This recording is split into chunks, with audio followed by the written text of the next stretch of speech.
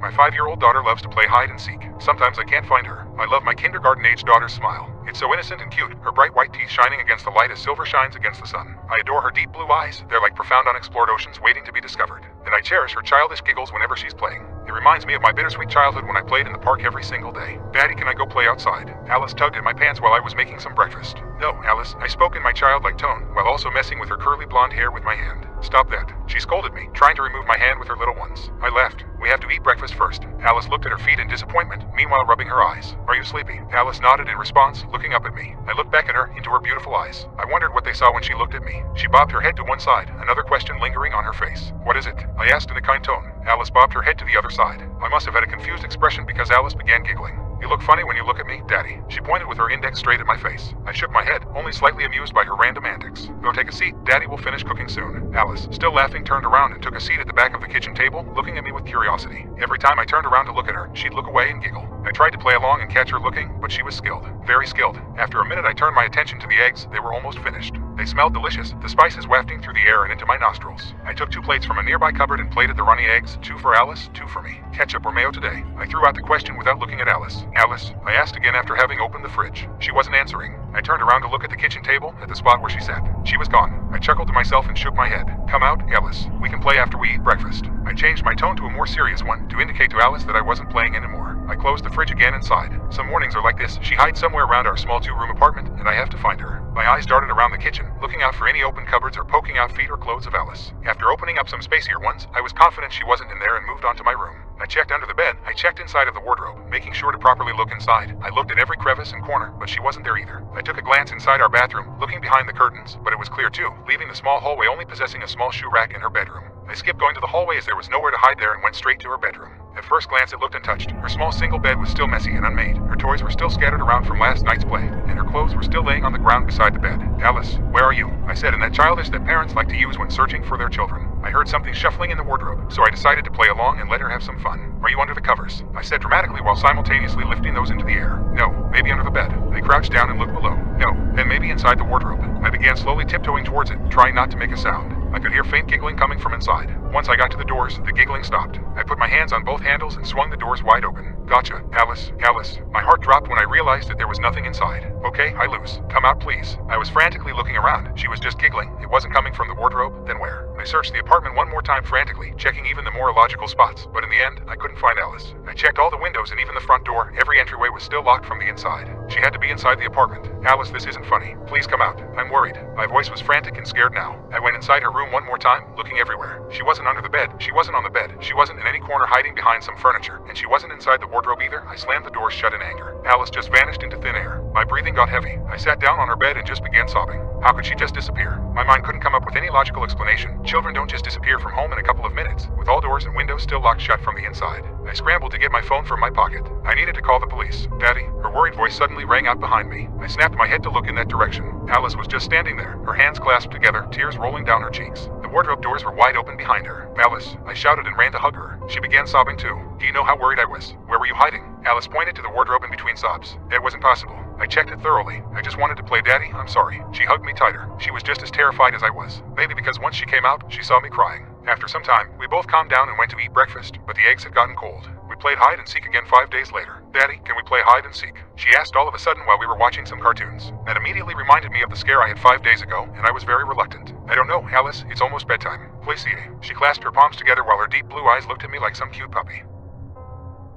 They were somehow different from before. I didn't know what it was, but I had a strange feeling while I looked into them, as if I was looking at art. I sighed in defeat. Fine, but only if you promise to come out if Daddy tells you to. Wyatt, no fair. You'll cheat. She crossed her arms and huffed, looking away from me. I couldn't help but laugh. If I don't find you, I'll tell you to come out, and you'll win, okay? She turned her head back around. Her eyes were now full of joy and excitement. Her beautiful smile was infectious. Okay, she exclaimed. Count to 20, Daddy. She jumped off my king-size bed and began walking to the door. Close your eyes. And she shut the door shut. I laughed a little, reminiscing about how excited I used to be when I played hide and seek with my mom. Then I began counting, taking extra time with each number, knowing full well that if I go out before she has found a spot, I'd have to restart all over again. 18, 19, 20. Ready or not, here I come. I stood up and walked over to the door. I stood for a moment, just listening for any sounds, to try and figure out the direction in which I'd be searching. Don't get me wrong, I wasn't trying to find her so fast. I wanted to go in the opposite direction first so there would be no complaints later, in case I did find her quickly. I however heard no noise being made. Where are you? I said in the same childish tone again, drawing out each syllable, hoping for some sort of reaction, a shuffle, or a giggle. But no reaction came. I shrugged and just picked the kitchen as the first spot at random.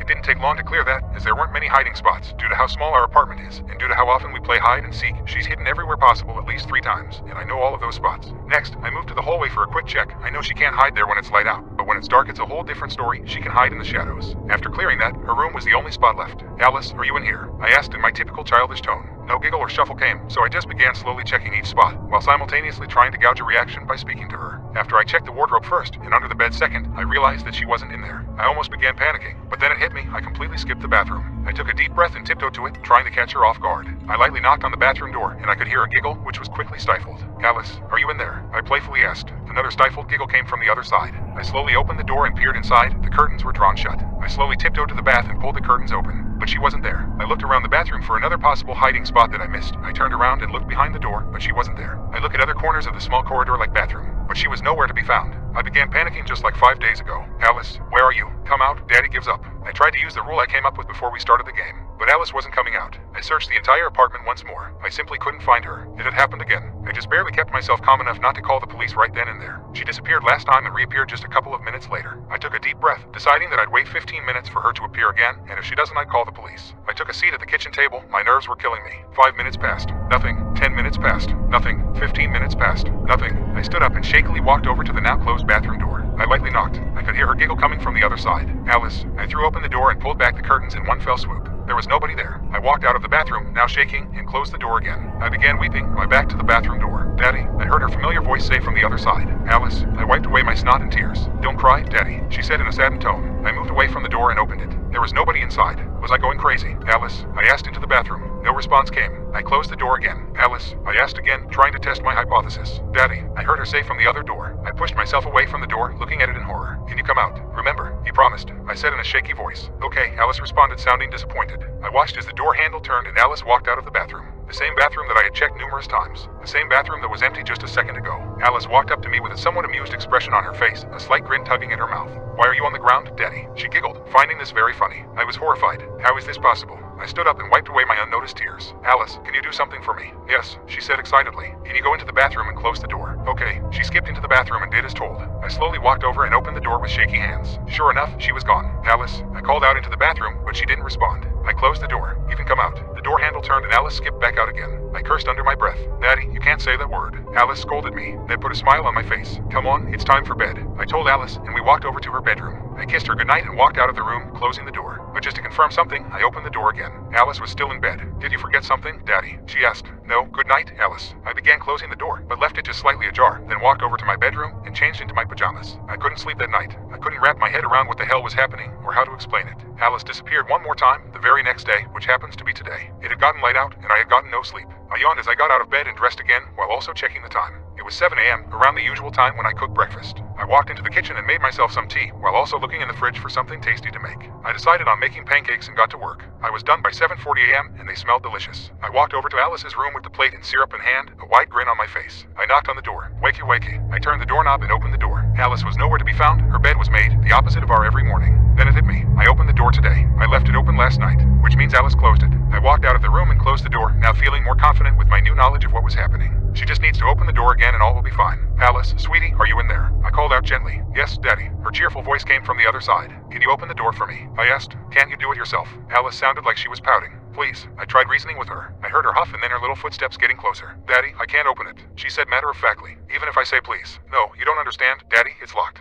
My heart dropped and I instinctively opened the door. Alice, the room was just as empty as the last time I looked inside. I closed the door again, taking a deep breath. Can you try now? Nuha's still locked, Daddy. Her door indeed has a lock, but the key has been lost even before we moved into this apartment. Besides, I can open the door fine. Daddy, Alice asked from the other side. Just wait there, okay? I'll unlock it for you. I searched the house for the key, but I found no such thing. Alice, are you still in there? Daddy, I'm hungry. Can you unlock the door now? Her sweet voice wanted to make me cry, because I didn't know how to get her out of there. I must be missing something, some vital point that I missed in all of this. But I can't figure out what it is. Alice began softly crying on the other side. What's wrong, Alice? I want to come out. She shouted at me. She was upset. She must think I locked her inside. I know, sweetie, I'm trying. I couldn't take it anymore. My tears were flowing too. I didn't know how to help her, and I couldn't just call the police and tell them that my daughter is trapped in some interdimensional space inside of her room. It has been 2 hours now, and I'm at my ends meet. I opened the door to her room so I couldn't hear her screaming and crying. It hurt as much as a knife would while piercing each of my organs. If anybody knows anything about this, if anybody knows anyone who could help, please tell me. I want my daughter back.